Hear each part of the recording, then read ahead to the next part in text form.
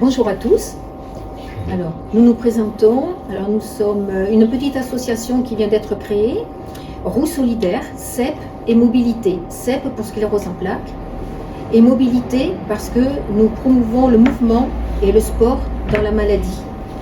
Et nous voulons aussi encourager les bien portants à faire du sport pour éviter davantage la maladie. Donc, il y a une hygiène de vie et le sport et la mobilité font partie d'une hygiène de vie qui permettent de contrer les effets d'une maladie, et la sclérose en plaques entre en plein dans ce move-là, puisque tous les spécialistes maintenant, contrairement à il y a une dizaine d'années, recommandent la mobilité pour ce qui est des maladies neurologiques, quelles qu'elles soient. Parkinson, Alzheimer et sclérose en plaques ont particulièrement besoin de dérouiller les muscles. Donc nous avons créé cette association suite au diagnostic de Denis en 2024, après une poussée très violente, qui a montré une sclérose en plaques ancienne, mais non diagnostiquée, puisqu'il avait à cette époque 69 ans. Le médecin ne comprenait pas pourquoi il l'a déclaré maintenant, mais en fait les cicatrices de l'IRM ont montré une CEP lointaine. Donc voilà, Denis a fait 2 mois d'hôpital. Il va raconter lui-même son parcours. En avril 24, je me suis retrouvé un matin comme une poupée chiffon. Et là, il a fallu que Myriam m'amène donc à l'hôpital parce que les secours mettaient trop de temps à arriver. On supposait un AVC. En fait, quelques semaines après, on a découvert que c'était la sclérose en plaques. Et après ça, j'ai été dans un centre de rééducation et l'aide de tous les kinés, de tout le corps médical m'a soutenu et m'a donné envie de sortir de cette chaise roulante dans laquelle j'ai été destiné. Et là, maintenant, je suis vraiment heureux de pouvoir me tenir debout, d'avoir pu faire ce périple de pratiquement 600 km. Et de pouvoir encore témoigner que le sport est en quelque sorte une richesse. Voilà. Bon, j'ai eu de la chance d'avoir Myriam comme aidante, et pour moi ça a été une sécurité parce que de la savoir à mes côtés, ça me permet d'être stable dans certains moments et de pouvoir être conscient que me reposer sur elle me permet d'avancer. Voilà. Et là donc, cette maladie est envahissante par moments parce qu'elle me donne des douleurs que personne ne voit, pourtant elles sont existantes. C'est une colocataire qui veut des voix en faire qu'à sa tête. Et là, j'essaie au mieux que je peux de la museler. C'est pas toujours évident, mais bon, là pour l'instant, depuis quelques semaines, le périple étant là, un objectif devant moi, et elle est restée en sourdine. Voilà, c'est déjà important. Alors c'était le but. C'était de donner une motivation à Denis pour qu'il lutte contre les symptômes, qu'il trouve la force de faire bouger ses muscles et sa tête pour que les troubles diminuent et qu'il voit qu'il était capable de vivre comme avant. Et ce challenge-là, j'aimerais que tous les malades, tous les couples qui le traversent puissent trouver de la ressource justement dans un projet, une motivation particulière qui leur tient à cœur. Ça peut être autre chose que ça peut être marcher, ça peut être découvrir une région, mais le principal c'est de sortir de sa zone de confort, d'aller un petit peu plus loin chaque jour. Il ne faut pas croire que l'effort physique fatigue, c'est une constatation, mais quelque part derrière, ça régénère. Et là, c'est incontournable. Et si on n'a pas d'exercice physique dans la journée avec cette maladie, c'est elle qui reprend le dessus et c'est elle qui nous met petit à petit au fauteuil roulant. Gagner en résilience, gagner en effort, et tout le monde y gagne, parce qu'on encourage les autres et on s'encourage soi-même. Donc on est porteur de vie. Ouais. On va laisser la place maintenant à Tatiana, parce que c'est elle qui va nous parler le mieux de la sclérose en plaques. Et on est très heureux en tout cas de vous encourager. On espère en tout cas vous retrouver sur d'autres actions, peut-être l'année prochaine. Et on espère en tout cas pouvoir continuer à travailler en tout cas avec vous. Qu'est-ce que c'est MMD Occitanie? C'est un dispositif régional qui est financé par l'ARS, c'est 100% financement ARS. Et notre but, ça existe depuis 20 ans. C'était initialement spécialisé que dans la sclérose en plaques. Et puis au fur et à mesure des politiques nationales de santé, ça a évolué et on fait la sclérose en plaques, mais on fait également la maladie d'Alzheimer et la maladie de Parkinson notamment. On intervient auprès à la fois des patients qui ont une maladie neuroévolutive, mais auprès de leurs aidants et également des professionnels. Donc MMD Occitanie, c'est surtout voué à accompagner le parcours de vie et de soins des patients qui ont une maladie neuroévolutive, des aidants, des professionnels, avec deux grandes missions. Une mission formation-sensibilisation. Comme aujourd'hui, on fait une réunion en grand public qui a pour but en fait de sensibiliser à la CEP. On va aussi aller former des professionnels dans des EHPAD, dans des MAS, dans des DAC, dans des parcours un peu spécifiques. On va aussi accompagner dans le cadre de l'éducation thérapeutique, qui est à mon sens indispensable dans le cadre de la CEP. C'est mieux se comprendre pour prendre des décisions en faveur de notre santé. Et puis ensuite, on va créer un peu tout ce qui est lié au parcours, donc pouvoir mettre en place des choses afin de renforcer la lisibilité de parcours de la sclérose en plaques.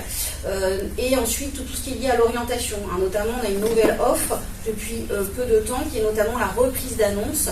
En effet, quand les patients viennent des diagnostiqués, ils peuvent se tourner vers dispositif et ils ont une IPA, une infirmière en pratique avancée, qui va leur permettre sur 2 consultations de mieux comprendre la pathologie, et ça permet en fait un moment de transition entre l'annonce diagnostique et la reprise d'annonce qui est faite par le neurologue quelques mois après. Donc ça permet en fait d'avoir une écoute attentive et de pouvoir répondre aux premières questions inhérentes à l'annonce diagnostique. Est-ce que je peux avoir une question? Bien sûr. Les infirmières en pratique avancée, où est-ce que l'on peut les trouver?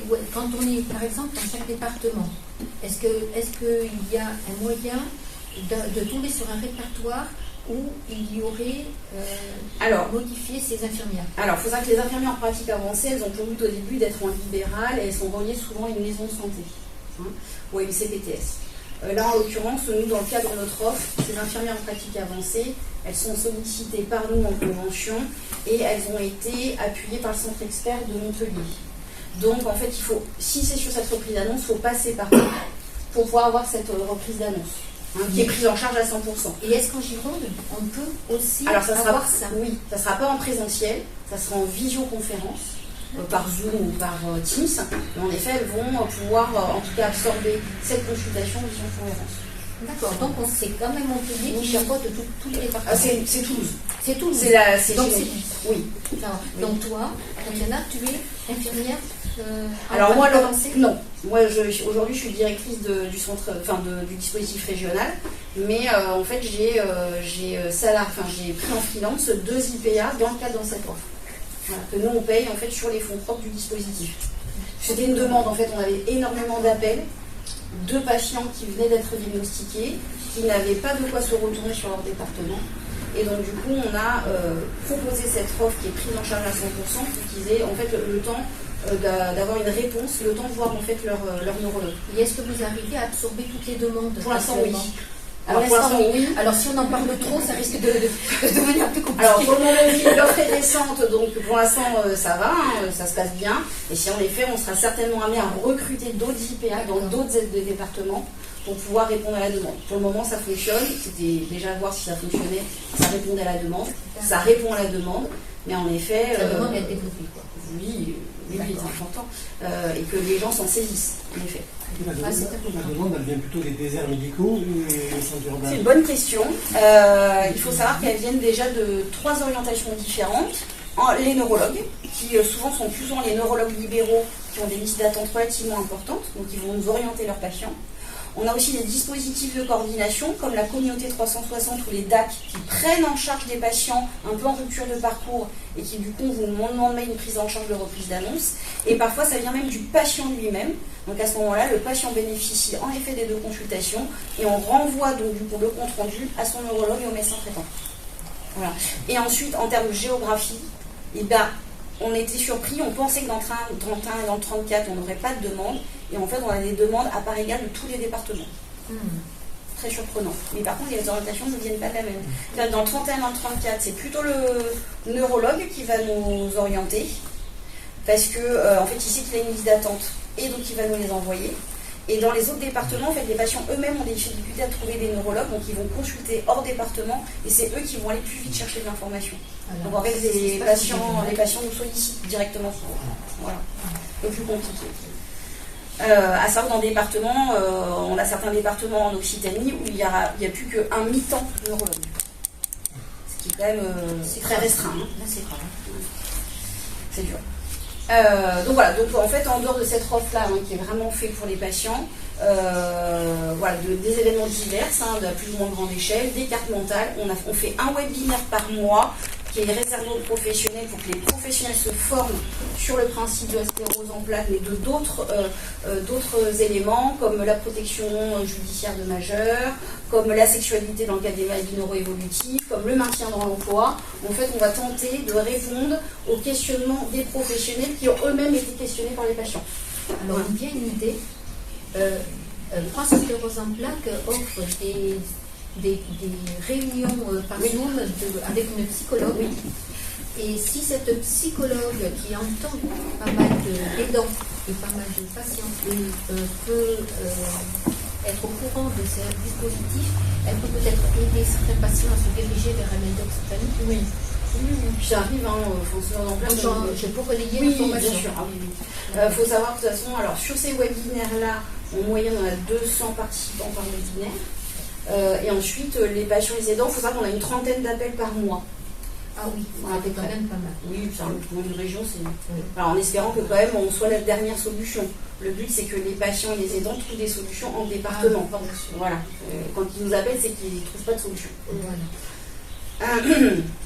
Donc là, vous avez le QR code, vous pourrez voir nos réseaux. Donc le but aujourd'hui, c'était d'essayer d'aborder avec plutôt de la simplicité ce qu'est la sclérose en plaques. Donc on dit que c'est une maladie neuroévolutive du cerveau et de la moelle épinière ainsi que des nerfs optiques, mais c'est considéré surtout comme une maladie auto-immune. Donc c'est le système immunitaire qui normalement défend l'organisme, qui attaque par erreur la gaine de myéline. Donc la gaine de myéline, c'est qui entoure et qui protège les fibres nerveuses. On imagine une autoroute là. Et au fur et à mesure, il y a des points qui font que c'est abîmé et on a du mal à avoir quelque chose de filaire. Cette atteinte, elle provoque des troubles de la transmission de l'influx nerveux entre le cerveau et le reste du corps. Donc souvent, les gens qui ont la sclérose en plaques, ils vont dire moi je peux être un peu abîmé de partout. On a souvent des symptômes très variables, ce qui est lié en fait, ça peut être partout entre le cerveau, la moelle épinière et les nerfs optiques. On a souvent une entrée par le nerf optique, on a beaucoup de septes où les premiers symptômes sont par là. Donc, qu'est-ce qu'un neurone ? Le système, c'est une cellule du système nerveux spécialisée dans la réception qui traite et transmet l'influx nerveux. C'est un message électrique d'un neurone vers les muscles ou les glandes. La plupart des composants sont encore intacts, sauf la gaine de myéline, qu'on parlait juste avant, qui est fragilisée, voire détruite. On voit très bien sur le dessin en dessous. On voit que la gaine de myéline est abîmée. Alors, qu'est-ce qu'un lymphocyte ? Un lymphocyte, c'est une cellule immunitaire qui a un rôle, qui doit défendre l'organisme dans son rôle normal contre les infections. Et dans la sève, les lymphocytes T, ils traversent la barrière, ils s'auto-activent et se dirigent vers la gaine de myéline. Pour la grignoter, c'est ce qu'on disait tout à l'heure, la fameuse autoroute, en fait, la route, elle s'allume comme une gaine électrique. Vous avez une gaine, vous avez la protection, en fait, au fur et à mesure, la gaine, elle est grignotée, et du coup, ça empêche que le message il passe correctement, d'accord ? Et en fait, donc cette gaine, elle est attaquée, et lorsqu'il y a une attaque, on appelle ça une poussée. Denis, tu l'as très bien dit tout à l'heure, un matin, en fait, on fait une très grosse poussée, c'est une poussée qui va être inflammatoire, on va souvent être traité très rapidement par anti-inflammatoire pour limiter cette poussée. Donc en physiopathologie, on a la voie motrice descendante, c'est un chemin nerveux qui permet au cerveau de commander les mouvements volontaires. D'accord ? Donc si la gaine de myéline elle est touchée dans la sèpe, on va avoir un déficit moteur. Souvent, les gens qui ont le début de la sèpe, ils vont dire j'ai une jambe qui m'a embêté, c'est souvent unilatéral. Soit une jambe qui m'embête, soit un bras qui m'embête, où ils commencent à boiter, ou des fois c'est les deux quand c'est un petit peu plus évolué. On va commencer à avoir une grande fatigabilité, on va voir des petits tremblements, des gènes dans le bras, des raideurs. C'est souvent comme ça qu'on voit cette difficulté motrice. Ensuite, on a la voie sensitive ascendante. Donc ça, c'est ce qui transmet le chemin sensoriel. Donc, la peau, les muscles, les articulations, jusqu'au cerveau. D'accord? Donc la perception, elle est consciente, on sait ce qui se passe. Hein. Donc tout ce qui est sensibilité tactile, thermique, douloureuse, hein, tout ce qui est proprioception. Donc pareil, dans la CEP, la gaine de myéline, elle est abîmée, hein, d'accord, c'est touché, ça dysfonctionne et on a des sensations assez désagréables. Je ne sais pas si toi tu as ces sensations-là. Souvent les gens vont dire j'ai des sensations de brûlure ou des fois voilà, des petites piqûres, des fourmillements. Souvent les gens sont relativement très embêtés, en tout cas par ces symptômes. Donc la poussée dans la CEP, qu'est-ce que c'est? C'est une apparition de nouveaux symptômes qui aggravent des fois certains qu'on a déjà eu avant, parce qu'on a souvent plusieurs poussées dans la CEP. Alors parfois on a des gens qui vont faire une poussée, ils vont en faire que 1, 2 ans, 3 ans, 5 ans, 10 ans après. Les traitements actuels fait que maintenant les poussées sont quand même de plus en plus à distance.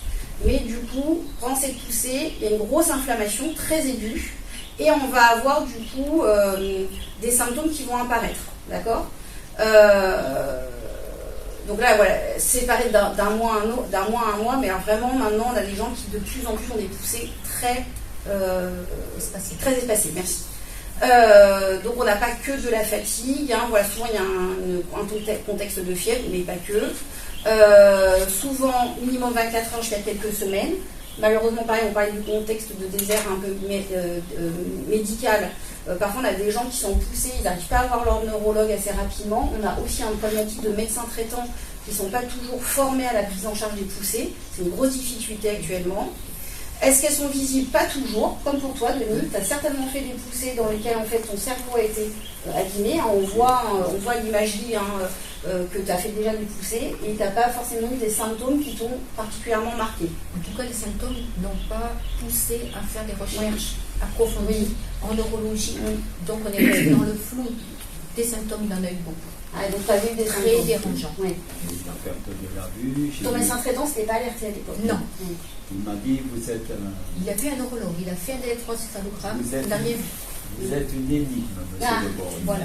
Alors, bon, l'errance diagnostique se voit de moins en moins quand même, hein, ça aussi il faut le dire, hein, c'est important. On fait des IRM plus facilement. Voilà, maintenant il y a des IRM pratiquement systématiques. Dès qu'on a l'idée de se dire que ça peut être une CEP, en général on a l'IRM très rapidement pour voir s'il y a une imagerie.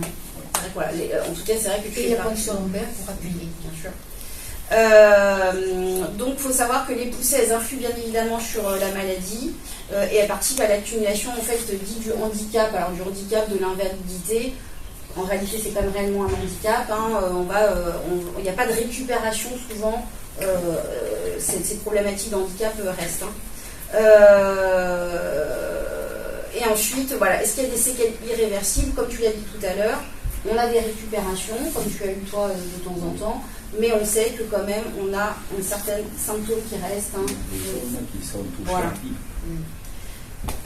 Le contexte, il faut savoir que c'est plutôt entre 25 et 35 ans, plutôt chez les femmes que les hommes. Environ 130 000 personnes qui vivent avec la CEP en France aujourd'hui. Il faut savoir que c'est... par exemple, Alzheimer, c'est 900 000 personnes. Donc c'est pour vous dire que c'est quand même... voilà. La maladie à corps de Lévy, c'est 140 000 personnes. Et elle résulte de l'action de plusieurs facteurs génétiques et environnementaux, tels que le tabac, le déficit en vitamine D, les infections virales, la surcharge pondérale, le déséquilibre du microbiote. Mais voilà, c'est tout ce qui est en tout cas mis en avant pour le moment dans le cadre de la CEP. On pourra rectifier quand même, c'était 140 000 maintenant, avec 6 000 nouveaux cas par an. Oui. Par rapport aux autres, oui, c'est quand même peu. Oui, corps de Lévy, c'est à peu près la même chose. Ensuite, donc, on parlait des facteurs d'hérédité, de facteurs de risque, c'est ce que je vous disais tout à l'heure. Les maladies infectieuses, l'hérédité, l'âge, l'obésité, la carence en vitamine D, les maladies auto-immunes, notamment aussi le diabète de type 1, le tabagisme et être une femme. Voilà. Les symptômes, ils sont très variés et très hétérogènes. D'un patient CEP à l'autre, on pourra remarquer de grandes différences par rapport à la manière dont on vit avec sa pathologie. Donc, les symptômes, ils dépendent de la localisation, évidemment, des lésions qu'on a au niveau du cerveau, tronc cérébral, cervelet ou moelle épinière. On va voir ensemble les différents symptômes. Je vous invite, Denis, ou même toi, à rebondir sur les symptômes que vous pouvez éventuellement vivre. On a les troubles de la sensibilité, c'est ce qu'on disait tout à l'heure. Souvent, les patients ils viennent avec ces premiers symptômes de fourmillement, de picotement, de sensations anormales comme le froid, de sensations de ruissellement, de douleur, et souvent localisées au niveau des membres, du thorax ou du visage. Je ne sais pas si vous, de votre côté, vous aviez eu l'un ou l'autre ce genre de problématique. Le froid, les membres de l'extrémité, les mains et les pieds, tout le temps froid. Là, actuellement, j'ai des doigts glacés. Donc c'est quelque chose qui est assez continué chez Fort. L'œil gauche aveugle pendant 3 jours. Ouais, ça arrive aussi, les troubles visuels, ça arrive. Très souvent, on l'a vu aussi. Dans les troubles moteurs, on va trouver de la faiblesse musculaire, on va trouver de la spasticité, notamment souvent aussi c'est une difficulté que vous retrouvez et qui altère la marche ou des gestes précis. Je sais que sur la marche, beaucoup de patients qui ont la CEP sont embêtés au bout d'un certain nombre de mètres. Il y a des fois une difficulté selon l'âge d'accepter aussi de prendre des aides techniques. Souvent on passe par les bâtons de marche au départ, mais en effet il y a une acceptation à avoir par rapport à ces difficultés de marche qui ont un retentissement. On n'oublie pas de dire que quand même les patients les plus jeunes sont diagnostiqués vers l'âge de 25 ans. Donc ça a une répercussion sur la vie professionnelle et sportive. On a des troubles de l'équilibre et de la coordination avec des vertiges, du tangage, de l'instabilité et des maladresses de mouvement. Des tremblements. Oui, ce que tu disais tout à l'heure, des tremblements. La difficulté parfois simplement d'aller faire ses courses, où on a envie d'être seul et autonome, en effet ça tangue et on va se servir du caddie pour reprendre un peu ses esprits. En effet, c'est une difficulté qui est aussi assez souvent retrouvée. Il y a les troubles visuels, dont vous venez d'en parler, une vision floue et double, des douleurs orbitaires, une inflammation du nerf optique. On a quand même clairement souvent des patients qui rentrent par ce premier symptôme. Ils ont des douleurs oculaires assez importantes. Vous savez, dans les premiers symptômes, c'est comme ça qu'on va découvrir la CEP. Il y a beaucoup de douleurs de trijumeau. Oui, j'entends souvent ça. Oui, ça c'est un nerf qui passe sur le côté de la face et qui est enfermé en permanence. C'est très douloureux. Ceux qui en souffrent, c'est insupportable pour eux, d'après ce qu'ils disent. Bon, l'inflammation du nerf optique est particulièrement pénible. Ah oui. Vraiment. Bon, après, les neurologues, ils ont l'habitude et rapidement, quand même, ça les alerte. Donc, on fait un IRM très rapidement derrière. Il y a les troubles urinaires et digestifs et sexuels. Donc, soit on va avoir un problème d'impériosité, c'est-à-dire devoir aller très rapidement aux toilettes, avoir des difficultés à se retenir, soit des problèmes de rétention. On va retrouver des patients qui n'arrivent pas à vider leur vessie totalement et parfois il va falloir passer par l'autosondage. Parfois, on va aussi passer par la stimulation électrique qui permet un peu de stimuler la vessie. On a problème de constipation assez régulièrement, voire à l'inverse, où il faut des fois un peu protocoliser ses journées parce qu'il faut essayer de voir selon sa journée, est-ce qu'on a des toilettes disponibles, la manière dont on mange, etc. Et puis des baisses de la libido. Il faut savoir que malheureusement, on le dit, un divorce sur 2 dans le cadre de la CEP. Et c'est vrai qu'actuellement, maintenant, les neurologues, ils tentent en tout cas, sur les premières consultations, d'inviter, lorsqu'on est en couple, d'inviter le conjoint à venir à la consultation pour être bien au clair avec ces difficultés liées à la pathologie. Alors, pour revenir à la constipation et à l'inverse, une chose intéressante, c'est qu'on peut l'anticiper. Pour le trajet, on avait peur que Denis ait des besoins pressants et qu'on ne puisse pas s'arrêter à ce moment-là, qu'il n'y ait pas d'endroit. Donc on a prévu une petite tente pliable à mettre sur le vélo très légère et un petit WC pliable, portable avec une poche dedans, au cas d'urgence, qu'on puisse s'arrêter. On n'en a pas eu besoin, mais on avait prévu parce que psychologiquement, bien sûr, c'est une tranquillité de se dire que s'il y avait une urgence, on pouvait trouver la solution sur le moment. C'est un très bon exemple.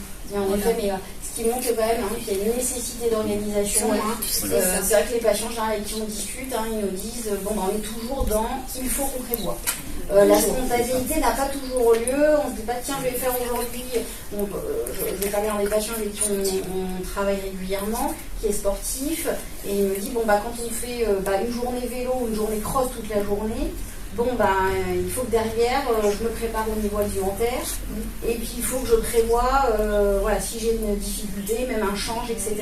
Et c'est vrai que y a un travail de fond à faire sur le moral et le mental, puisque ça a un impact sur la vie quotidienne. Et aussi de mental dans le sens de la préparation psychologique pour les autosondages. Parce qu'il faut se sonder toutes les 3 heures. En étant parcours. Oui. Donc, on est sur une voie. Il faut attendre d'avoir un petit coin tranquille pour pouvoir s'éloigner, faire son autosondage. Quand on est un homme, c'est facile, relativement, parce qu'on reste debout.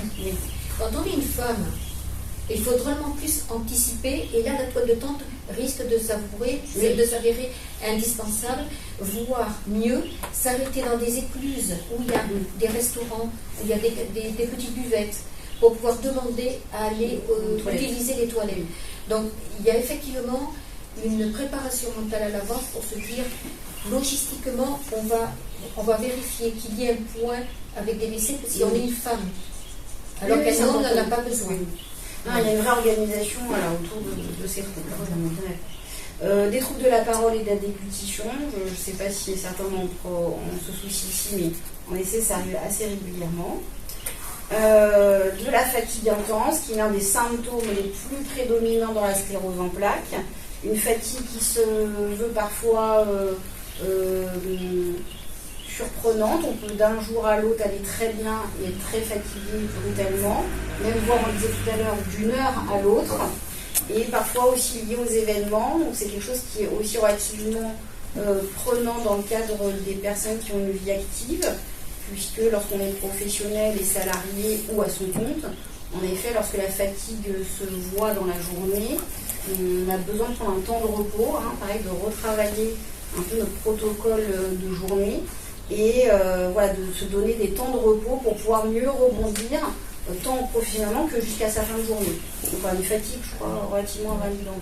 Sur ce sujet, si je peux me permettre d'intervenir, je souhaiterais aussi préciser que c'est un symptôme qui est, je pense, commun à nous tous.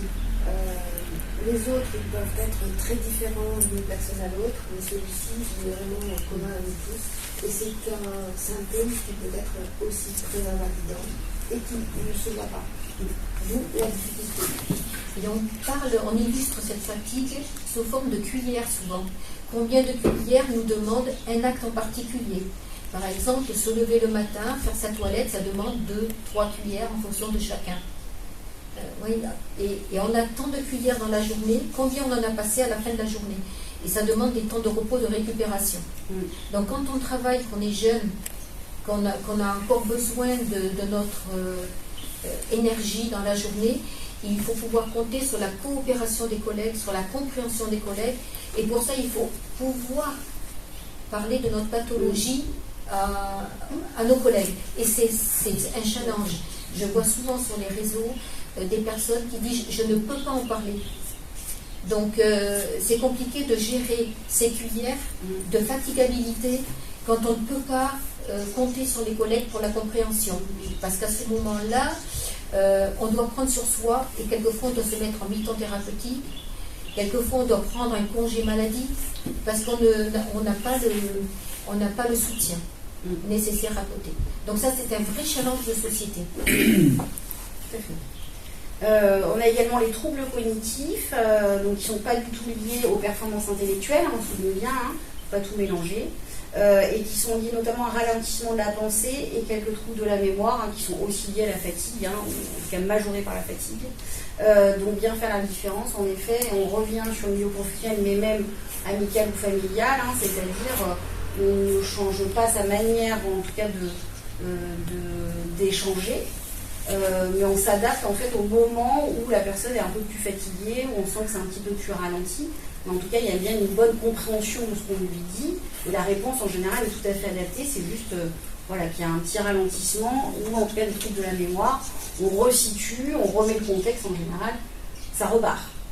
Et ensuite, il y a les troubles de l'humeur, aussi relativement présents quand même dans le cadre de la SEP, avec de l'anxiété, plus ou moins de la dépression selon les moments de vie, et une instabilité émotionnelle. Alors, lorsqu'on dit instabilité émotionnelle, ça veut dire que dans une même journée, voire dans une même heure, parfois on peut avoir des moments d'euphorie et parfois dans une grande tristesse, mais c'est vraiment un symptôme qui est présent dans la SEP. Donc c'est pareil, il faut savoir expliquer à son entourage parfois un petit peu ces états émotionnels un petit peu très haut et très bas, très fluctuants. Voilà, ça c'est important en tout cas que l'entourage puisse le comprendre. Ça c'est une grosse partie, mais on va rentrer dans les détails, mais en fait il faut savoir qu'il y a plusieurs formes cliniques dans la sclérose en plaques. Il y a la rémitante récurrente qui évolue par poussée, d'accord, donc souvent chez le jeune adulte. Ensuite il y a la secondaire progressif, donc en fait c'est le handicap, l'invalidité va s'aggraver progressivement, mais avec ou sans poussée. C'est pas parce qu'on n'a pas de poussée que ça ne va pas s'aggraver. Et ensuite, il y a la SEP primaire progressive avec une évolution progressive dès le début, sans poussée nette. Voilà. En général, ça débute plus tardivement et plutôt vers 40 ans. Voilà. On a juste simplifié ce que c'est un petit peu lourd, toutes ces formes cliniques. Mais c'est pour ça, vous savez qu'il y en a 3 différents. Le diagnostic, alors souvent, là c'est compliqué, c'est quand on dit dissémination dans l'espace et dans le temps, c'est qu'en fait on va constater qu'il y a plusieurs zones touchées, et c'est pour vous montrer par l'IRM, en fait il y a plusieurs zones, c'est ce que vous avez dû voir quand vous avez fait votre IRM, et en fait il y a plusieurs zones touchées, et là on l'a dit au début de la conférence, vous vous souvenez, on a dit la SEP, c'est quand le cerveau, le nerf optique et la moelle épinière elles sont touchées, c'est ce que vous avez en fait sur l'image maintenant, et c'est les points blancs un peu plus opaques que vous pouvez voir au niveau des flèches. En fait, c'est ce que les neurologues vont chercher sur l'IRM. Et en général, ils ne se trompent pas, c'est des imageries qui sont... on sait que c'est la SEP. Voilà. Donc, en fait, on va surtout voir un peu ces zones. Et ensuite, donc, on dit dissémination dans le temps, c'est qu'en fait, il y a une poussée et une seconde poussée. Voilà, donc c'est des mots un peu techniques, mais ce qu'il faut retenir, c'est on regarde à l'IRM si on voit quelque chose, et ensuite on va voir s'il y a une deuxième poussée qui apparaît à plus ou moins long terme. Dans la forme progressive, en fait, secondaire progressive, c'est un peu plus flou, et le diagnostic est souvent posé un petit peu a posteriori. C'est quand il y a une progression qui est continue du handicap. Et ensuite, dans la forme progressive primaire, en fait, les lésions cérébrales, elles sont caractérisées par des lésions médulaires. On va souvent voir une inflammation au niveau de la fonction lombaire, c'est ce qu'on parlait tout à l'heure. Et c'est une progression qui est continue pendant 12 mois. C'est-à-dire pendant 1 an, on va se rendre compte qu'il y a une évolution, même s'il n'y a pas de poussée. On va avoir une évolution de l'invalidité et du handicap sans pour autant qu'il y ait de poussée. Voilà. Donc c'est ça la différence entre ces 3 diagnostics. Je le fais très simple parce que c'est un petit peu lourd. Donc on parlait de la poussée, on se souvient, on a dit que c'était inflammatoire. Donc on va traiter par corticoïdes. Les corticoïdes, c'est un effet anti-inflammatoire. Ça permet de réduire la durée de la poussée et ça permet de faciliter la récupération. Et ces médicaments, ils n'ont pas d'effet sur les conséquences de la poussée. Ça ne va pas avoir d'effet sur le handicap qui s'installe. Ça va avoir juste un effet sur la poussée inflammatoire. Et sur le fond, on va prendre des immunomodulateurs ou des immunosuppresseurs qui va limiter la durée des poussées, c'est ce qu'on disait. Maintenant, et puis qui va les mettre à distance. Maintenant, quand on a un diagnostic de SEP, on va faire des traitements de fond très forts. Avant, on prenait un peu notre temps, on attendait qu'il y ait une deuxième poussée qui arrivait. Ça, c'était il y a 20 ans. Maintenant, première poussée, tout de suite, les traitements ils sont mis en place de manière très intensive pour justement mettre à distance et à la fois les poussées et à la fois l'invalidité. Et ensuite, on va traiter les symptômes, donc tout ce qui est lié à la spasticité, à la raideur, à la fatigue, aux troubles vésico-sphinctériens. En fait, tous les symptômes qui peuvent être traités par médicaments ou autres, c'est ce qu'on disait, l'activité physique adaptée en fait partie, on va essayer de les mettre en place. C'est quoi la spasticité la raideur. Ouais, ça fait comme de la raideur, c'est des gens qui ont... ils vont vous dire je me sens tout raide. C'est très désagréable. Ouais. Pareil, je trouve que c'est un symptôme qu'on retrouve pratiquement chez tous les patients. Quand même. Moi, j'ai pas ça. La part, J'ai pas. il y a souvent. Moi, j'ai. Ouais, toi, tu vois. Ouais. Denis, hein. Voilà. Et surtout le matin. Et Le matin au réveil. Ouais, le matin au réveil. Il est obligé de faire des étirements, des exercices pour chauffer la machine, parce qu'autrement il ne démarre pas. Oui. Il a mal partout. Et on parlait d'ailleurs d'activité physique adaptée, c'était intéressant, parce qu'on sait que l'activité physique adaptée dans les maladies neurologiques, c'est un peu l'élément clé.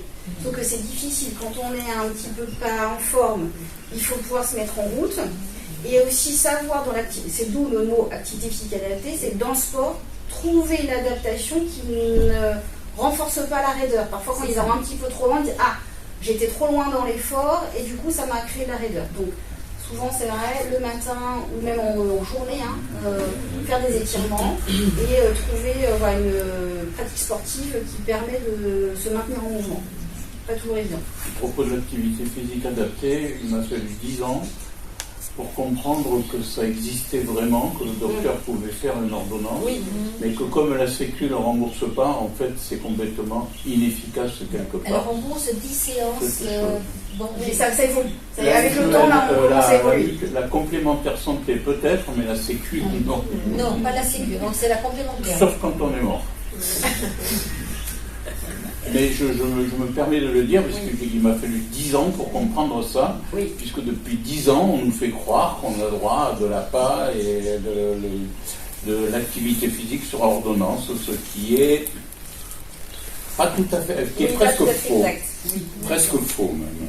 Excusez-moi. D'accord, c'est vrai qu'on n'a pas demandé, nous, on ne nous a pas proposé. Oui. Après, parfois, dans certains départements, on a des protocoles d'activité physique adaptée avec des dispositifs qui permettent une prise en charge. Donc, mais c'est pas pas dans tous les par la Sécu, départements. c'est pour ça. C'est pas national. Il y a de l'APA adapté maintenant, mais c'était pas ouvert partout. Qui prend en charge un certain nombre de séances. Mais c'est quel organisme alors qui le finance? C'est relié, c'est sport et santé, de souvenir, je le dis de tête. Je crois que c'est sport et santé, maison sport et santé, et vous en retrouvez qui sont reliés soit aux mairies ou soit associés à d'autres dispositifs qui sont financés, je crois, par l'ARS, de souvenir, et ça donne une ouverture à des séances collectives et à un certain nombre de séances individuelles. Mais c'est pas partout. Il faut vérifier. Je revérifierai l'information, mais aussi sur Montpellier, il y en a. Mais il faut vérifier en fait où elles sont. Je sais qu'Isabelle Dirac, la déléguée du Sud-Gironde, a eu 10 séances de payer. Mais alors il faudrait que je lui demande par quel organisme ça a été pris en charge. Sinon, vous avez, pour info, peut-être que monsieur il peut prendre l'info, si vous l'avez près de chez vous. Vous avez l'association Ciel Bleu, avec un S. Qui est une association d'activité physique adaptée. Et si vous êtes à la maison et que vous êtes avec une autre personne senior, vous pouvez avoir, je crois, une dizaine aussi de séances à la maison prises en charge. C'est très gentil, mais ce qui m'embête énormément de votre phrase, c'est si. Oui, tout seul, mais il faut vérifier. Peut-être qu'ils ont en ce moment une actualité. Ouais. Et le mot peut-être que je me permets d'ajouter. À la fin. Voilà, mais je ne sais pas de quel département vous êtes. Je suis de là, il y a l'association Ma Vie là aussi. Ouais. Et les kinés ne sont pas du tout. Alors les kinés sont kinés. Ouais, mais est-ce qu'ils auraient pas. C'est des coachs sportifs qui sont vraiment adaptés. Les coachs sportifs. Est-ce que les kinés ne pourraient pas justement avoir une petite ouverture et proposer. C'est quand même les spécialistes de la mobilité. Genre, je sais pas, il y a des spécialistes, il y en a qui s'intéressent à la neurologie, effectivement. Denis a été dirigé vers un kiné spécialiste parce qu'il aimait la neurologie, donc il prenait des patients qui avaient la CEP, mais c'est parce qu'il aimait, il s'intéressait à cette pathologie. C'est pas une formation à proprement dite. Non, mais je pensais par rapport à la prise en charge, est-ce que... Oui, le kiné est là dans le cadre de la rééducation. Que l'activité physique adaptée, c'est dans le cadre du sport. C'est trouver une activité sportive adaptée à ma pathologie. Donc en effet, monsieur a raison, il y en a plein qui sont libéraux et en effet, il n'y avait pas de prise en charge jusqu'alors des séances par la sécurité sociale. Et je pense que l'État en est très conscient. Ils ont ouvert je crois que c'est Maison Sport Santé, très exactement. Et certaines associations, je vous donne l'exemple de Ciel Bleu, qui est très présent en Haute-Garonne, et qui eux prennent en charge des séances collectives, dans lesquelles en fait on peut arriver avec une maladie neuroévolutive, et qui font la prise en charge à domicile, sous condition en fait d'être 2 personnes en fait. Donc soit par exemple c'est mon conjoint et son épouse, mais ça peut être moi et mon voisin. Et ponctuellement ils ont des projets où ils ont répondu à des appels d'offres, ou parfois ils ont même 10 séances à domicile prises en charge. En fait il faut se renseigner, c'est vrai que j'entends monsieur quand il dit qu'il faut se renseigner, c'est vrai que c'est embêtant, des fois on est un peu fatigué de devoir se renseigner. Je vous rejoins tout à fait. L'évolution, il faut savoir que la sclérose en plaques c'est très hétérogène. Environ 20 à 40% des patients ne présentent pas de handicap visible après 15 ou 20 ans de maladie, que les femmes évoluent en moyenne plus lentement vers un handicap moteur et les hommes plutôt vers un déficit cognitif. Il faut savoir que l'espérance de vie est globalement préservée avec une réduction moyenne estimée à 4 à 6 ans par rapport à la population générale. On se sort aussi comme l'idée de la sclérose en plaques d'il y a 20 ans. Si on se souvient, avant les images de la sclérose en plaques, c'était vraiment fauteuil roulant. Maintenant, quand même, avec les traitements actuels qu'on a, on sort complètement de cette vision. On a quand même des gens qui arrivent à maintenir un niveau de vie, même si on a des symptômes, des invalidités, on est d'accord, avoir une vie courante. Je ne vais pas dire normale parce qu'il n'y a pas de normalité, mais en tout cas maintenir une vie familiale, amicale et professionnelle. En gardant bien en tête qu'en effet, il y a bien des invalidités qu'on ne met pas, dont on est bien au courant, et surtout qu'il y a des traitements qui ont parfois, même si ça s'est amélioré pareil en termes d'effets secondaires, mais ont parfois des effets secondaires un peu embêtants. Mais ça s'est aussi nettement amélioré avec le temps quand même. Les conseils qu'on va donner souvent en faveur des patients, ça va être un peu la gestion du stress. On en parlait que le stress avait influé beaucoup sur la fatigabilité notamment. De planifier et prioriser ses activités, de maintenir une activité physique régulière, d'adapter une alimentation équilibrée et de participer à des groupes de soutien. Alors ça fait partie des conseils parmi tant d'autres. C'est toujours facile à donner, pas toujours facile à mettre en œuvre, mais en tout cas, en effet, on sait que maintenant, quand on agit en tout cas sur ces conseils et qu'on tente de les mettre en œuvre, on sait que ça améliore grandement en tout cas le quotidien. Faut-il pouvoir avoir des groupes de soutien à proximité de chez soi aussi. Là, je vous mettais juste un petit exemple. En effet, en tout cas, MMD tente de travailler avec différentes associations. Nous, notre but, c'est notamment de soutenir les associations au niveau départemental et de proximité. Et j'espère qu'en fait, on sera amené dans le temps peut-être à travailler ensemble, mais aussi à travailler tous ensemble sur une action, parce que chacun a ses avenirs, va beaucoup travailler sur la pérénance. C'est possible, surtout dans le cadre du sport adapté. Donc c'est vrai que France Sclérose en plaques sur la recherche, l'appui aux patients, donc peut-être que tous ensemble on arrivera un jour à mener une action pour les patients. Et je pense que pour la vie, tu pourras rajouter cette contrainte aussi. Oui, c'est vrai. C'est pas grave, on est là, et voilà. On rajoutera cette contrainte. Et puis pour finir, on voulait quand même faire un point, c'est que du coup, cette épopée n'aurait pas pu être possible de mise sans ton épouse, et on voulait parler du rôle des dents.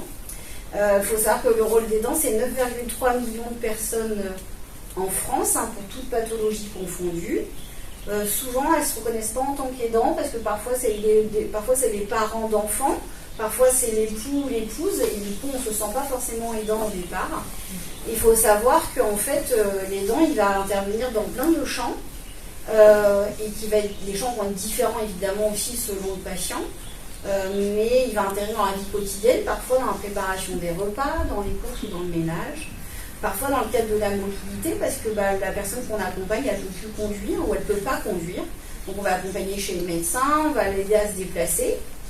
On va intervenir aussi en tant qu'aidant dans le soin et les suivis médical. Alors des fois ça va être simple, ça va être au début une aide à la toilette, qui parfois des fois va se transformer vraiment en une prise en charge de la toilette complète, mais du coup savoir se faire aider au bon moment.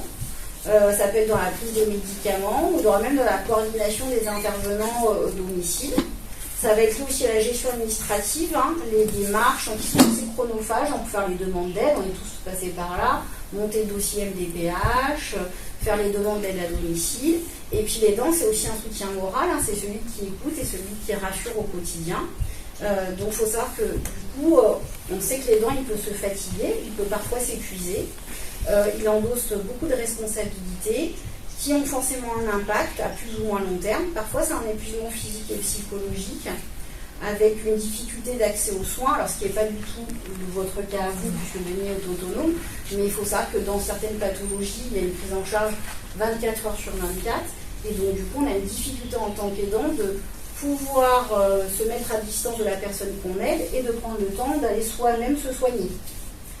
Il y a aussi une conciliation complexe parfois entre la vie professionnelle, parce qu'on a des aidants qui sont toujours en activité et qui donc aident leurs personnes à la maison, et donc il faut concilier et coordonner les gens qui viennent au domicile pour aider la personne aidée et concilier sa propre vie professionnelle, et des fois plus simplement sa vie de retraité. On n'est pas censé être enfermé à la maison, donc en effet trouver une belle organisation pour pouvoir concilier son rôle d'aidant et aussi sa propre vie. Et aussi ça crée malheureusement l'isolement social, ça on le sait, ça fait partie des difficultés pour les aidants qui sont très présents au domicile et qui n'ont plus le temps de sortir du domicile. Il faut savoir que sur le département, en tout cas ici, vous avez la plateforme d'accompagnement et de répit pour les aidants qui s'appelle l'Écoutille, et c'est pour notamment les aidants qui accompagnent les gens de plus de 60 ans. Et vous avez aussi la communauté 360 qui est plutôt spécialisée dans le cadre du handicap et souvent qui accompagne à la fois les patients qui ont sclérose en plaques mais aussi les aidants, soit dans le cadre des démarches mais aussi dans le cadre de café, des aidants ou d'écoute, c'est plutôt intéressant. Et puis de manière générale, vous allez soutenir les aidants qui est national et qui ont des formations gratuites pour les aidants qui permet un petit peu de trouver des chemins, de trouver tout ce qu'on peut mettre en place en fait en tant qu'aidant à la maison ou même pour les personnes qui sont déjà, qui bénéficient déjà d'une maison de retraite, mais c'est pas parce que notre aidant est en maison de retraite qu'on n'est plus aidant, on reste aidant mais sous d'autres modalités. Donc voilà, il faut savoir qu'en tout cas sur le département, il y a quand même quelques dispositifs d'accompagnement pour les aidants. Je ne sais pas si vous voulez rebondir sur la question des dents. Oui, vous m'avez oublié. Oui, vous aide. On est deux aidants. Ah, c'est bien. On est deux. Et on est gentils. Bon, j'espère bien. Pour ce qui est de l'aidance, je sais que France Sclérose en plaques a mis sur son portail une possibilité de faire appel en passant par un lien internet, de s'inscrire à des modules. Alors c'est des groupes de séances, quand on en commence une, on en fait 8 ou on en fait 12. C'est une par semaine. Il y a du yoga, il y a de la sophrologie, de la méditation pleine conscience, de l'aide psychologique, rendez-vous particulier avec une psychologue, et d'autres que je passe certainement parce qu'ils n'arrêtent pas d'élargir l'offre. Donc il y a des tas de choses qui sont en train de continuer à se mettre en place, et c'est William qui coordonne les inscriptions. Donc il ne faut surtout pas hésiter, c'est pour toute la France. Donc on se dirige sur France Sclérose en plaques, on va sur l'accueil, et ils ont tout un calendrier d'action. Et c'est gratuit pour les patients, mais c'est gratuit aussi pour les aidants. On peut le faire en couple, on peut le faire séparément. Donc c'est important, franchement. On en a essayé quelques-unes, mais comme on était la tête dans le guidon déjà, dans la préparation du projet, on a dû décliner pas mal d'offres. Mais je sais que ça existe et que c'est intéressant. Oui, des formations complémentaires au distanciel, c'est important. Oui, parce qu'on reste chez soi, parce que ils sont à Paris et on est chez soi. Donc c'est quand même important pour rayonner dans toute la France. Et il y a des places, il faut bien sûr, il faut s'inscrire à l'avance. Mais si on n'a pas de place pour ce mois-ci, c'est renouvelé le mois suivant. Donc on peut faire un module un mois, un module un autre mois. Voilà. Il faut penser à aller s'inscrire. Je pense que c'est pas assez vulgarisé. Il devrait être en surbooking. Alors quand on trouve des places quelquefois, moi je reçois un mail, il reste quelques places, inscrivez-vous. C'est pas normal, parce que vu le nombre de demandes qu'il y a, de besoins qu'il y a dans la France, il ne devrait jamais y avoir de relance. Oui, mais c'est parce que c'est le temps que les gens, la difficulté de communication, soit au oui, courant. il faut que les gens se saisissent. Il y a aussi une problématique actuelle, c'est une multiplicité aussi parfois de propositions. Donc en fait, les patients n'arrivent pas toujours à voir, voilà, c'est pas bien éclairé. Ça, c'est une grande difficulté. Et puis aussi, il faut laisser autant aux patients, aux aidants aussi d'absorber leur diagnostic, de savoir à quel état de vie ils sont. Et c'est vrai que voilà, voilà. Quelquefois, ils ne savent pas même les besoins qu'ils ont. Voilà, il y a un vrai temps d'analyse, mais en effet, je pense qu'on peut tous se dire la même chose, c'est il existe beaucoup de choses qui sont parfois pas assez visibles et qui entraînent des difficultés de parcours, à la fois pour les patients et pour les aidants. Je crois qu'il y a une vraie envie et volontaire de l'ensemble des dispositifs, qu'elles soient associatives ou de l'État, de rendre plus clair ce parcours, mais c'est un parcours du combattant. Il faut le dire très clairement. Si le patient n'est pas en capacité d'aller chercher l'information, et monsieur l'a très bien dit tout à l'heure, on se retrouve parfois sur des errances, alors que les choses existent, mais il y a une fatigabilité du patient à aller devoir chercher l'information et à la mettre en œuvre aussi. Alors je sais que nous avons été sollicités par l'IRSEM et qui propose aussi des activités gratuites. Pour tous ceux qui ont cotisé à l'IRSEM, je sais qu'il se fait quand même pas mal de choses parce que je reçois des mails assez régulièrement. Donc si on voulait, on pourrait aussi se diriger vers eux pour une meilleure qualité de vie des retraités. Oui, mais les retraites complémentaires font beaucoup de choses dans ce cadre-là. Même souvent, vous pouvez bénéficier d'ergothérapeutes. En fait, il faut toujours se rapprocher. Alors c'est pareil, il faut aller chercher l'information, mais il faut se rapprocher en fait de ces retraites complémentaires qui ont beaucoup d'actions en faveur en fait de leurs adhérents. Mais alors souvent c'est en physique, en présentiel, et voilà, ça dépend des activités en fait. Donc il faut vraiment piocher ce qui peut nous intéresser. Myriam, est-ce que vous êtes juste, quand je dis juste, je me trompe, aidante ou vous avez une sexe? Moi j'ai pas de sexe. Moi j'ai eu un lymphome, donc je suis passée par la case malade, Denis est passé par la case aidant. Ce qui fait qu'on connaît nos rôles. C'est un échange de rôles. Voilà, en 2020, pendant le Covid, lui il m'a aidé. Et maintenant, 6 ans après, j'ai le recul pour pouvoir l'aider, lui, avec un petit peu plus de compassion, on va dire, sur son état, parce que c'est pas mon tempérament premier, je suis assez active. Et il faut que ça bouge. Et que ça bouge vite. Et Denis, il faut lui laisser le temps de bouger. Donc moi, il faut que tout le temps que je travaille sur moi pour ne pas m'énerver. Et c'est le challenge de l'aidant, c'est d'accepter que l'autre ne l'aille pas à notre allure. Parce que Denis a toujours été un hyperactif dans sa vie. Il m'a habitué à aller vite. Maintenant qu'il est ralenti, moi j'ai du mal à suivre.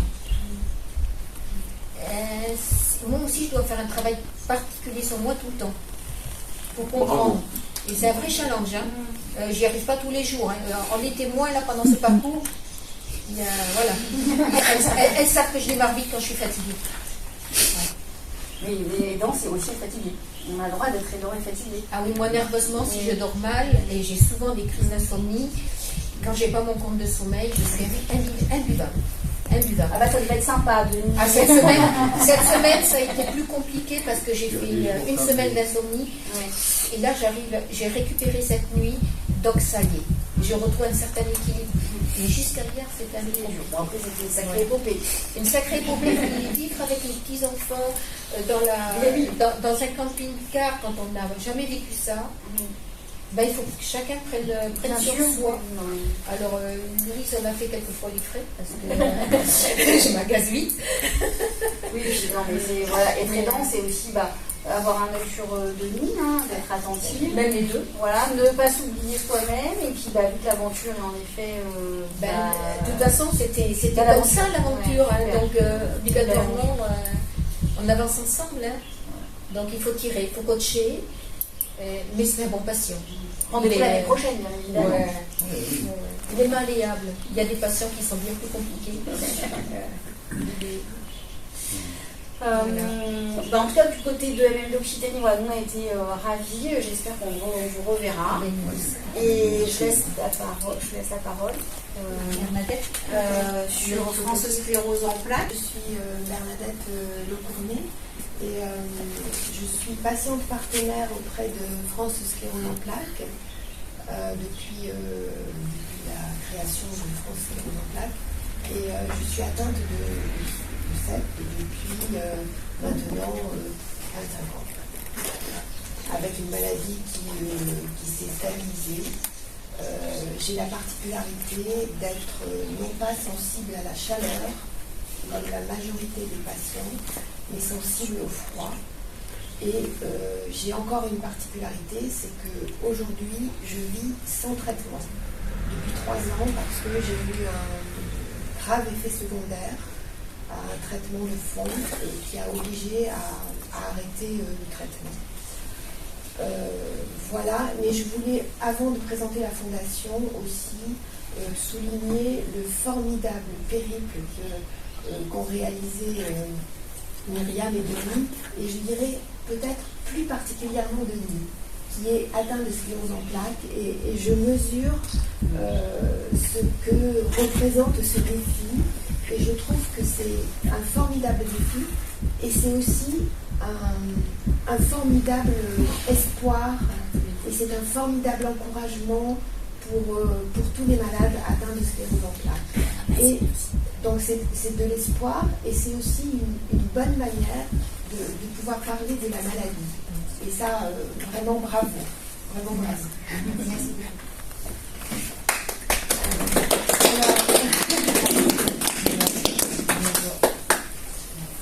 Donc France Sclérose en plaques, qui sommes-nous? Donc c'est une fondation qui a été créée qui existe depuis mai 2024 et qui en fait est la fusion de 3 autres associations, la Ligue française contre la sclérose en plaques dont vous avez peut-être entendu parler, l'ARCEP qui est l'association sur la recherche et l'UNICEF qui était une association fédératrice.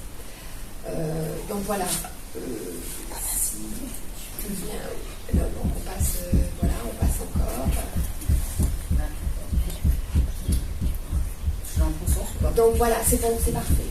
Donc les 5 grandes missions de France Sclérose en plaques, c'est bien sûr soutenir et financer la recherche, mais c'est aussi, et ça c'est tout aussi important, agir pour améliorer l'accompagnement des patients et des aidants, et on verra tout ce qui existe pour eux.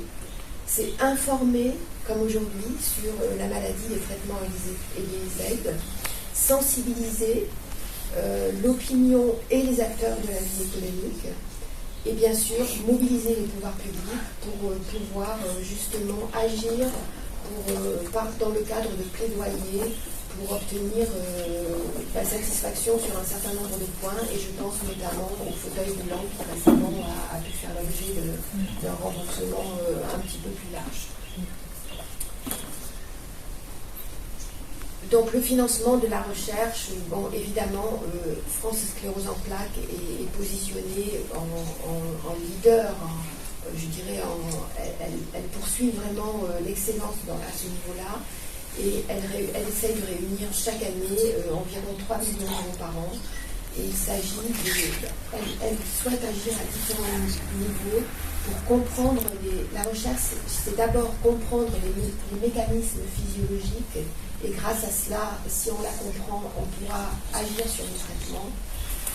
C'est restaurer les fonctions perdues, c'est recherche pour identifier les facteurs de risque, parce qu'aujourd'hui on en connaît un certain nombre, comme tu as énuméré Tatiana, mais on ne connaît pas tout, on ne connaît pas toute cette maladie. Il faut la comprendre pour la guérir, pour tenter de la guérir, et bien sûr améliorer la qualité de vie et aussi ralentir la progression du handicap. C'est bon. Donc voilà, l'aide aux patients, et ça me paraît aussi très important. Il faut savoir, comme l'indiquait tout à l'heure Myriam, il existe un planning des actions pour les patients. Il est disponible sur le site internet de la Fondation. Et là, vous avez différents propositions, puisqu'il y a à la fois des ateliers sur des thèmes très variés que tu as bien voulu énumérer tout à l'heure, je n'y reviens pas. Il y a des permanences téléphoniques, et là, vous pouvez appeler un numéro gratuitement. Il faut savoir que tout cela est mis à votre disposition, à nous tous, gratuitement. Des permanences téléphoniques aussi bien sur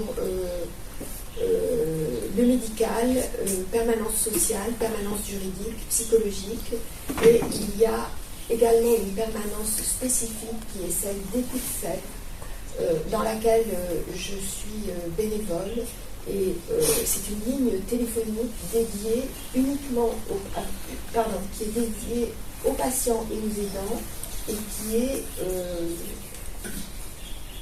qui est pratiquée par des patients et des aidants. Donc c'est ça la particularité, et c'est ça l'originalité. Ce sont des patients qui répondent à des patients et des aidants. Sur de la pérédance. C'est de la pérédance, exactement, et sur tout sujet, quel qu'il soit. Et c'est surtout un partage, évidemment, un partage d'expérience, et on peut être là pour rassurer aussi. Et puis c'est un réseau, l'aide aux patients, c'est aussi un réseau de patients partenaires qui interviennent auprès des professionnels de santé et qui créent ainsi, un parcours de soins. Et ça, c'est très important. Je peux poser une question? Bien sûr. Est-ce que les patients partenaires de France Sclérose en Plaques, ils ont une formation ou est-ce qu'ils sont soutenus par le dispositif? Très bonne question, parce que oui, il faut savoir que tous les patients partenaires reçoivent une formation. Soit ont reçu une formation avant la création de France Sclérose en Plaques, ou en reçoivent une actuellement par des dispositifs très spécifiques. On n'est pas lâché dans la nature, sans formation, et surtout aussi, on met à jour nos formations régulièrement par des visioconférences régulières. C'est rassurant. C'est rassurant pour vous et pour les patients qui vous appellent. Oui. Et de la même manière, pour Écoute CEP, on a reçu une formation spécifique liée à l'écoute. On a la possibilité d'être mis en relation avec la psychologue de la fondation si on rencontre une difficulté particulière, parce qu'on peut être confronté à une difficulté particulière dans l'écoute, bien sûr. Merci. Donc sur l'actualité, on peut passer assez vite, puisque actuellement, évidemment, c'est le mois de la sclérose en plaques, avec la journée mondiale de la CEP. Il y a actuellement aussi les les tirelires de l'espoir. C'est ce qui permet de récolter des fonds, des tirelires qui sont déposés chez les commerçants, et qui permettent de récolter des fonds, soit des pièces, mais on peut aussi faire des arrondis maintenant, ce qui a évolué favorablement. On peut poursuivre donc dans le cadre de la journée mondiale de la CEP, bien sûr, l'acquisition du ruban bleu qui se vend au prix de 2 €, mais qui est symbolique, mais qui a une valeur autre que symbolique, bien évidemment. Et puis il y a tout un tas d'autres, si tu veux bien, pardon, c'est pas grave, poursuivre avec le rallye des patients, mais là ça se passe dans d'autres régions, à Saint-Malo, mais c'est aussi dans la région du Sud, dans le Var. On peut poursuivre. Des sorties en mer qui sont également prévues dans le cadre du défi voile contre la sclérose en plaques. Le grand défi solidaire au Parc de Sceaux à Paris en fin d'année, et en octobre, c'est ça. Et puis alors un événement important qui est le congrès des patients chaque année au mois de novembre, qui réunit des professionnels de santé, notamment des professeurs de neurologie, qui peuvent nous parler de la maladie, et qui permettent aussi des rencontres avec les aidants. Et ça, ce sont des moments très forts, parce que non seulement on glane des informations précieuses sur la maladie, mais en plus on rencontre d'autres patients, et c'est toujours des moments intéressants. C'est toujours à Paris. Toujours à Paris. Et bien évidemment, nous sommes à la recherche des bénévoles. on en a besoin, toujours plus. Voilà. Nous sommes bénévoles. Je vous remercie de votre écoute. Merci.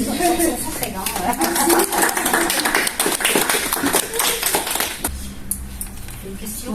Oui. Mais est-ce que les bénévoles, ça peut être des enfants? Bonne question. Mais pour l'instant, nous n'avons pas d'enfants bénévoles. Non. Je ne pense pas que ce soit forcément possible. Effectivement, il y a le problème de la minorité, de la majorité. Mais c'est du bénévolat, c'est pas pareil. Il y a quand même des responsabilités et autres à avoir vis-à-vis de l'association qui sont un peu trop grandes pour des mineurs.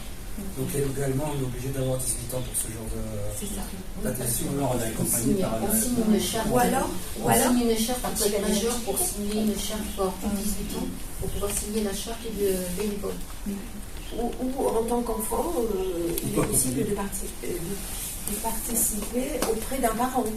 Voilà, tu peux être accompagné d'un parent. Voilà. Oui.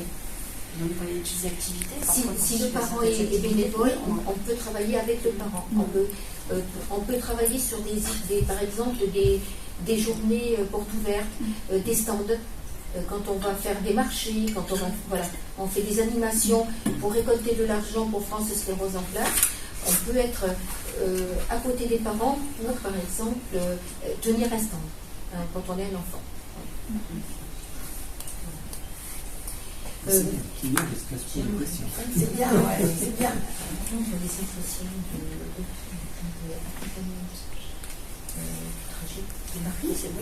Delphine, est-ce que tu peux venir nous raconter, nous donner tes impressions de toute l'expérience que tu as vécue depuis le début? Ça tourne. Voilà. Ici Albert, reporter. Tu as vécu notre aventure depuis le début, depuis la préparation. Tu as fait des lives.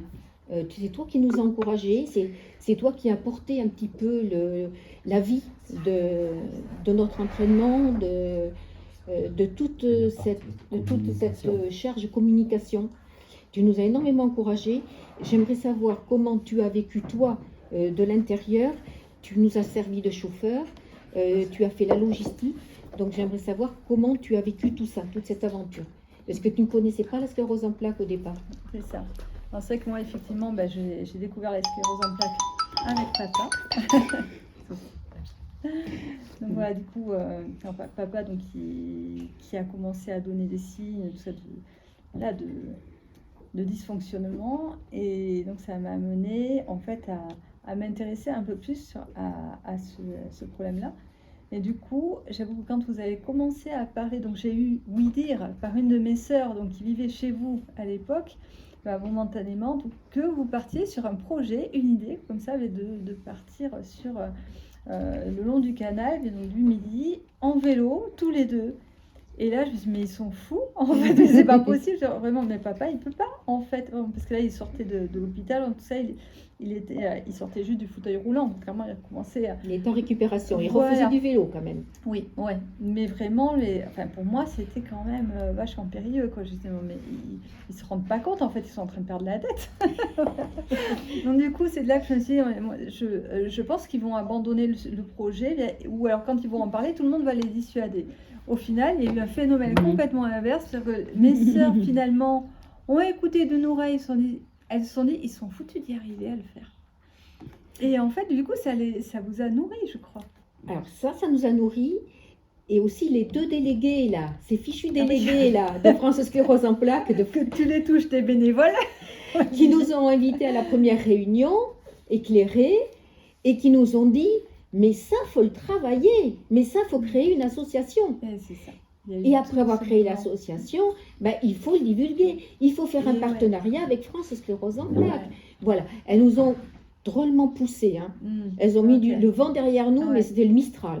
Hein. Donc après avoir mis le doigt dans l'engrenage, quand les choses sont faites de façon juridique, on n'a plus qu'une solution, c'est d'avancer. Parce que faire quelque chose pour rien, ça n'a pas de sens. Donc on est obligé d'aller au bout. Pas par pas. Et là, tu es intervenu pour nous encourager. Ouais, alors c'est vrai que moi, du coup, de par mon activité, je fais souvent des vidéos, des interviews sur tout ça. Et donc, du coup, je me suis dit, voilà, je peux peut-être les mettre un petit peu en avant. Comme j'ai une communauté, en plus, je me suis dit, bon, ça va les aider à lancer un peu le truc. Puis, du coup, je me suis dit, on pourrait créer une chaîne YouTube pour eux aussi. Donc, il existe aujourd'hui la chaîne YouTube de Roues Solidaires, donc l'association qu'ils ont créée. Et leur maman a beaucoup porté, en fait, depuis le début. Mais c'est elle qui a tout mis en action et pour vraiment cadrer tout ce qui est paperasse. La création de l'association, clairement, c'est maman qui l'a faite. Voilà, vraiment. Et elle s'est débrouillée comme un chef. Elle a découvert l'aide de ChatGPT, d'ailleurs, dont elle ne se sépare plus. Maintenant, c'est son super allié. Vraiment. Elle a réussi à apprendre notamment plein de choses comme faire des vidéos aussi, vraiment, parce qu'avant elle faisait pas du tout de vidéos, et alors du coup elle a appris les montages, comment utiliser CapCut, et c'est pas évident quand on n'est pas né là-dedans, on n'a pas évolué avec ça, et ben voilà, vraiment ça, elle a fait preuve de beaucoup d'adaptabilité aussi. Donc voilà, moi je dis bravo déjà, sachant que oui, toi aussi tu venais de traverser quand même une période très difficile avec le cancer. Parce que voilà, je veux dire, prendre ce qui est, c'était pas rien. Et donc du coup, voilà, tu te remets, le temps de te remettre, c'est papa qui tombe malade à son tour. Et toi, du coup, tu es quand même maintenant dans une période de vie où effectivement tu as un sommeil, je le vois, qui est très fractionné. Voilà, assez souvent quand même qu'il y a des insomnies. Et c'est vrai que quand on a besoin de sommeil, il y a des personnes qui arrivent à faire une journée convenable avec 4 heures de sommeil. Bon, moi clairement, je ne peux pas, si je n'ai pas mes 7 heures, vraiment, 6 heures, je sens qu'il m'en manque une. Et voilà, je sais que toi c'est pareil. Et donc voilà, vraiment, moi, de voir les amplitudes horaires que tu as faites, parce que sur moi du coup, alors je navigue beaucoup chez Nomade, mais donc du coup je passais souvent chez papa et maman, c'est pour arriver vraiment à faire des petites vidéos, des interviews, tout ça. Et donc du coup je passais du temps avec eux en journée, et donc je voyais bien l'amplitude qu'elle avait. Alors, elle se lève très tôt et elle se couche très tard. Et dans tout ça, il n'y a pas de sieste, clairement. J'enchaîne, voilà, maman, c'est vrai que c'est ça. Elle est un peu bourrin, elle y va, et elle tient jusqu'à ce que, voilà, vraiment, elle ne tienne plus. Là, on le sait parce qu'on en prend. Il faut prendre les mêmes conseils pour Denis, il faut structurer sa journée. Il faut mettre une petite sieste de temps en temps. Alors maintenant, je peux. Mais jusqu'à ce qu'on parte, c'était même jusqu'à maintenant, jusqu'à aujourd'hui, c'était pas possible parce que il faut faire des comptes rendus de chaque journée. Alors, et devoir anticiper.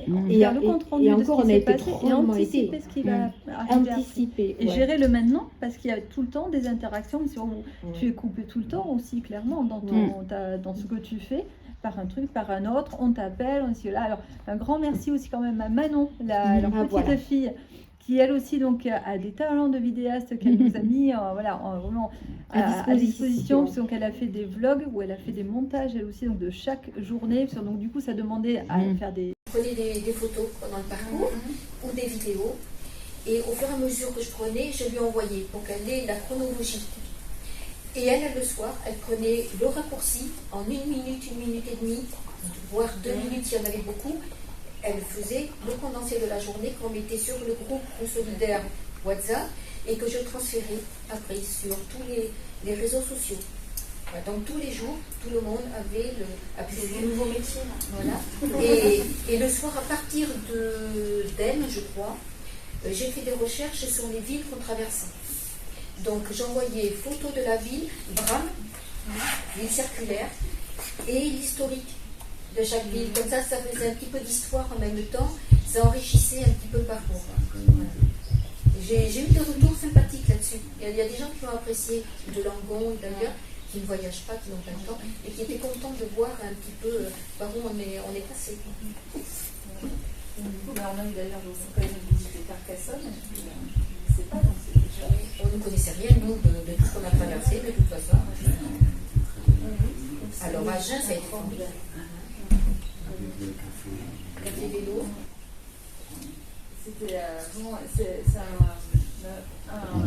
C'était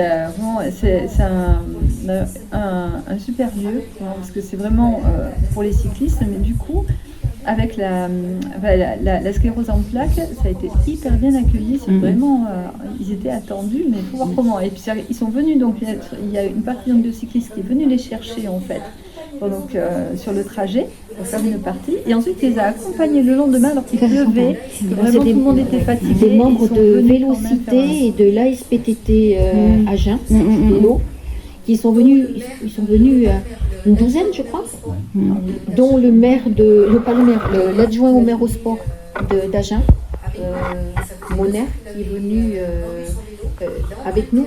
Ça faisait 2 ans qu'il avait vendu son vélo, il a emprunté un vélo, sans cycliste, il avait mal aux fesses à l'arrivée, mais il a fait 2 fois 40 km.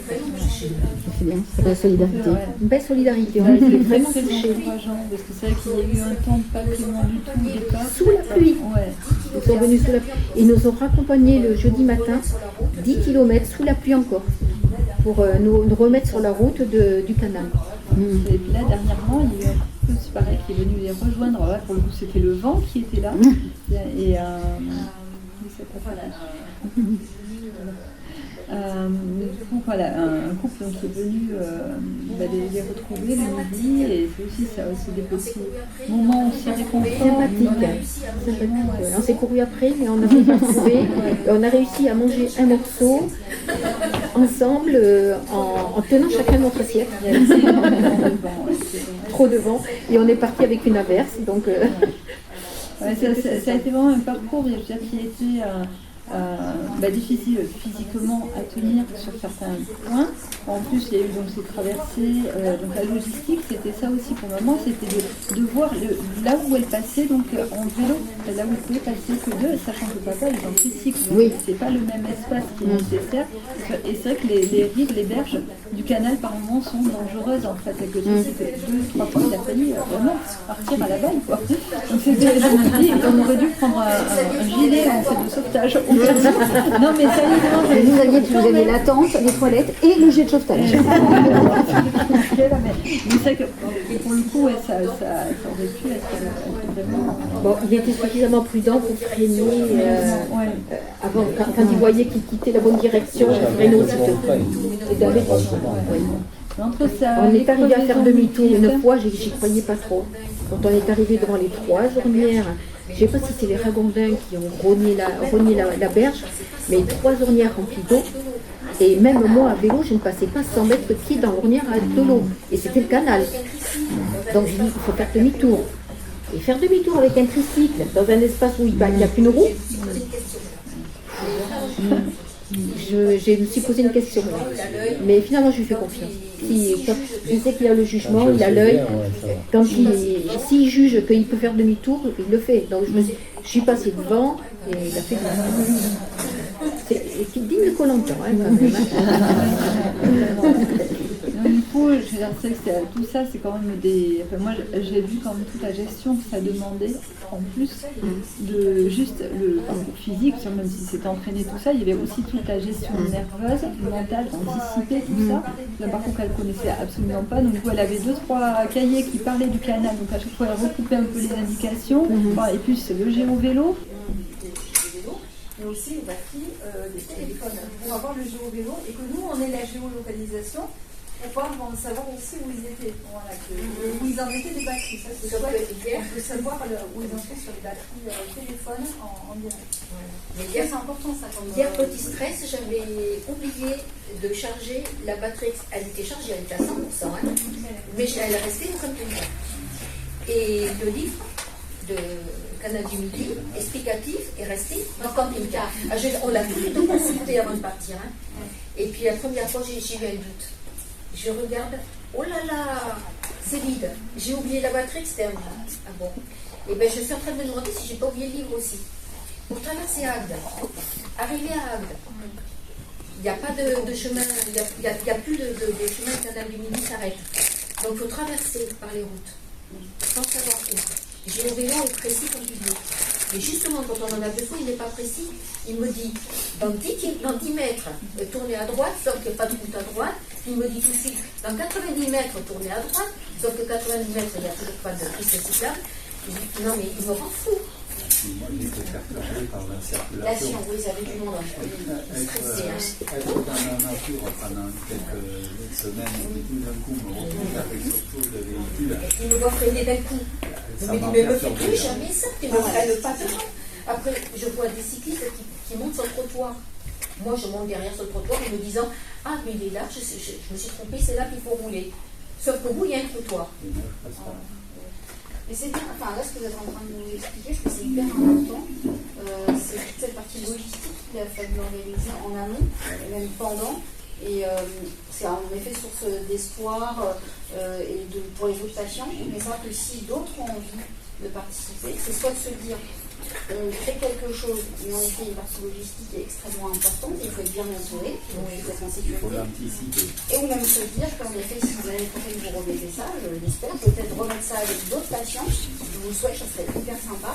Mais en effet, derrière, de continuer sur un accompagnement logistique, peut-être un peu plus professionnalisé si on ne peut pas suivre, mais peut-être moins long, moins court. Si on est plusieurs, à deux, c'est juste limite un peu avec la logistique. Si on est plusieurs, il faut faire des sorties de 3 jours. Voilà, c'est ça. Mais en tout cas, c'est une belle expérience et c'est important aussi pour les autres patients, même pour les professionnels qui vont vous écouter, de se dire qu'en effet, il y a un vrai travail de fond. Et c'est important, pour souligner que la réussite a été à ça. En tout cas, je te remercie Delphine parce que franchement, sans toi et sans Nora, je pense qu'on n'y serait pas mis parce que Nora a porté les vélos à l'aller jusqu'au départ à Castelzandor, elle va les porter jusqu'au retour à la maison là maintenant. Et Nora, j'aimerais bien que tu viennes me donner ton ressenti sur tout ce que tu as vécu. Ressenti, j'étais mitigée entre périph' et vacances. On était en famille, on était en camping-car, on a visité plein de lieux. Et c'est vrai qu'on était tous un peu après dans un petit espace, devoir s'organiser, se marcher dessus, faire attention. Mais du coup, d'un autre côté, on pouvait respirer très facilement. Tu vois, c'est un peu notre village comme le quotidien, c'est quelque chose des jardins différents à la fois. Du coup, ça a équilibré quand même. Après, je tiens à souligner que j'ai pu faire beaucoup d'efforts sociaux et que du coup, des fois, désolée, je devais m'isoler, mais j'avais pas le choix, tellement ça je n'ai pas pris. Et que j'ai essayé de vivre entre les deux, mais je trouve qu'on a tous fait des efforts sur nous et que les situations comme sont deux, tu vois. Ça nous enrichit. Ouais, carrément. Alors toi, je dois te louer parce que tu as quand même pris en charge le sommeil de tes petits frères et sœurs. C'était essentiel. Avec ton chien, voilà, le chien Nora, Louise et Thibaut, à dormir toutes les nuits dans ton camping-car. Ce qui fait que nous, ça nous a soulagés. On a dormi à 3 dans le Nantes. C'est vrai que ça a été un soulagement bénéfique pour le repos. Donc c'est bien, ils ont beau être sages, ils ont beau être... Voilà, c'était bien d'avoir un petit espace pour pouvoir mettre la machine de papa sans avoir bougé mes affaires en placard à chaque fois. C'est confortable quand même de se dire qu'il n'y a pas besoin de baisser la table tous les soirs. Voilà, donc côté logistique, nous a bien soulagés aussi pendant le parcours, pas seulement dans les trajets. Tu as fait aussi les allées-venues au magasin, parce qu'on prenait toujours ton camping-car pour te déplacer parce qu'il est plus petit. Donc, merci. Et puis, tu as permis à maman de moins conduire. Voilà, de moins conduire parce que pour elle, c'est dans le vieux parcours. Il faut savoir que Delphine a fait un AVC à 40 ans. Donc, question mémoire, question vision, il y a une certaine fragilité. Et donc, elle fait des gros efforts pour conduire ce camping-là. Il n'avait pas le choix. Donc, vous êtes bien complétés entre les deux. Et ça nous a permis à nous de rouler plus sereinement et d'encaisser un petit peu plus les fonctions, tous les deux. Donc, on a vraiment fait. Moi, j'ai une question, c'est pas du tout logistique. Mais du coup, toi tu étais ta petite fille de 2000, c'est ça? Et comment toi tu as ressenti en fait un peu ce challenge dans la relation que tu as par rapport à ton grand-père et peut-être même par rapport à ta maladie, est-ce que toi ça t'a changé peut-être ta vision que tu avais de la maladie? Déjà avec toutes les conférences qu'on fait, là j'ai encore appris des trucs et pourtant je me suis abandonnée pour tout le long. Et en fait, tu vas apprendre tout en fait. C'est tellement d'informations que c'est sûr que je suis bien rodée. Au début du périple, c'était pas du tout clair dans ma tête comme ça, tu vois. Là, je pourrais l'expliquer sur un petit schéma, mais après, plus clair, quand je l'explique, c'est facile avec un peu d'informations. C'est bien, c'est important. C'est-à-dire que même dans notre famille proche, la sclérodenture, c'est pas facile à comprendre. On simplifie beaucoup, là, aujourd'hui, on va beaucoup simplifier ce que la sclérose en fait. Mais c'est aussi un message à faire parvenir à l'ensemble des gens qui vont pouvoir en suivre, c'est que même dans le cadre de notre propre famille, parfois c'est compliqué de comprendre la sclérose en plaques. Donc c'est top qu'en fait la direction de périple va de comprendre et que toi tu pourras passer l'info. Oui, parce qu'on a 3 générations. Une famille de 3 générations, et nous c'est un véhicule, parce que pour nous la maladie est nouvelle aussi, on l'a quasiment découvert en 2024. Donc on a fait avec, on s'est documenté, on a fait beaucoup plus loin. Étant donné que le neurologue ne nous donnait pas beaucoup d'explications sur le pourquoi et du comment de la maladie, il a fallu qu'on documente. Alors heureusement, assez rapidement, on a connu France Sclérose en plaques et les réseaux sociaux, parce qu'il y a beaucoup de communication avec patients partenaires. Je tiens à jouer Pascal Casmirsac, qui communique énormément et qui a des infos de France Sclérose en plaques. Donc ce qu'il communique, c'est vraiment vérifié scientifiquement. Et moi, ça m'a énormément aidé. Je me suis beaucoup documentée, j'ai beaucoup appris avec ça. Et c'est comme ça que l'on peut après redonner nous-mêmes et continuer comme une boîte araignée à agrandir un petit peu cette étoile de communication autour de cette maladie. Et c'est bien. Je pense qu'on puisse faire beaucoup de rencontres informatives pour que le public puisse être sensibilisé. Voilà, parce que ça rentre dans les familles. Là, c'est ludique. Alors là, franchement, on a joint l'utile à l'agréable. C'est bien. Et il faudra continuer. Il faut encourager d'autres bénévoles à faire des actions dans ce sens où les familles sont intergénérationnelles, actionnaires d'une entreprise. Et c'est ainsi qu'on construit quelque chose de positif autour du malade. C'est le malade en principe qui est bénéficiaire de toute cette dynamique autour de lui. Oui, parce que vous faites déjà beaucoup de quotidien. Donc il manque énormément de réparations sur le camion, notamment. D'autres choses qui m'ont aidé. Allez, comme une faire, on prend le principe. Tu vois comment ça marche dans ton cerveau maintenant, dans ton corps, dans les limites, hein, c'est génial. Ouais, mais après, c'est votre talent quand même, je trouve, familial, cette belle solidarité, cette envie de faire ensemble, de génération en génération, c'est quand même hyper beau. Ça nous a toujours amené depuis qu'elles sont toutes petites, on a toujours voulu faire tout ensemble. Voilà.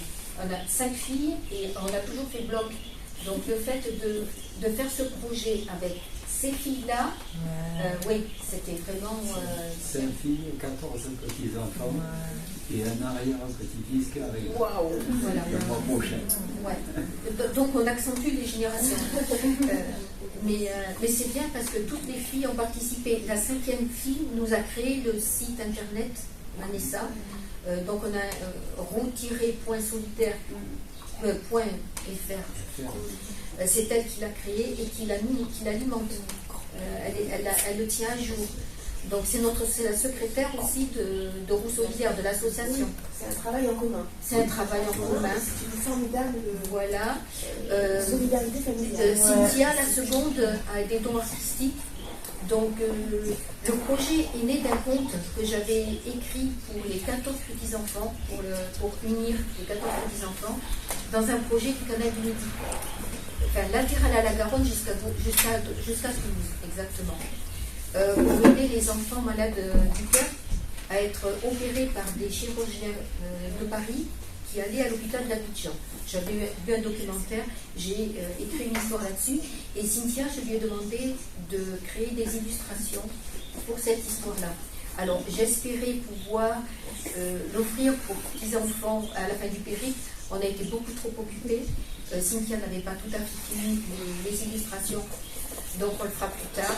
Mais c'est de cette histoire-là qu'est née notre idée de faire le canal du Midi de Castelandorf à Sète pour relier l'Atlantique à la Garonne, à la Méditerranée.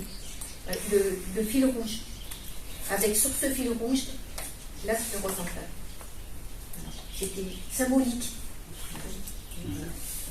C'est une histoire de famille, en même temps une histoire de la maladie, autour de la sclérose en plaques, liée de l'Atlantique et la Méditerranée.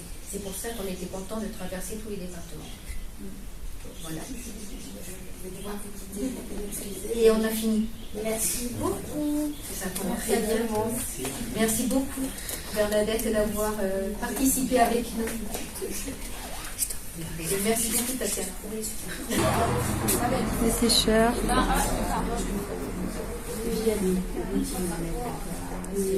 Moi j'ai une vu qu'il est pas rencontré. C'est pas comme on peut dire. On peut dire même si